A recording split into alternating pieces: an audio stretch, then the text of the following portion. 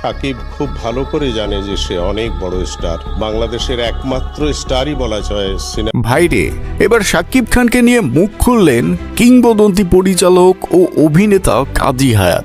যে মানুষটা শাকিব খানের বাবার চরিত্রে বহু সিনেমায় অভিনয় করেছেন, সেই তিনিই এবার দিলেন বড় এক মন্তব্য। তিনি যা বললেন তা শুনলে আপনি অবাক হয়ে যাবেন। এক সাক্ষাৎকারে কাজী হায়াৎ বলেন, শাকিব এখন শুধু একজন অভিনেতা নয়, সে একজন মেগা স্টার। বাংলা ইন্ডাস্ট্রির নাম আজ আন্তর্জাতিকভাবে পরিচিত। তার পেছনে শাকিবের বিশাল অবদান আছে। এমনকি তিনি আরও বললেন, শাকিব খানের মতো আর কেউ কি জন্মাবে, নাকি সেই হবে বাংলাদেশের শেষ সুপারস্টার? যেমনটা শাহরুখ, সালমান এবং আমির খান বলিউডের লাস্ট সুপারস্টার। ভাবছেন তো, শাকিব খানের পরে কি আসলেই কেউ এমন রাজত্ব করতে পারবে কখনো, নাকি শাকিবের নামই ইতিহাস হয়ে থাকবে?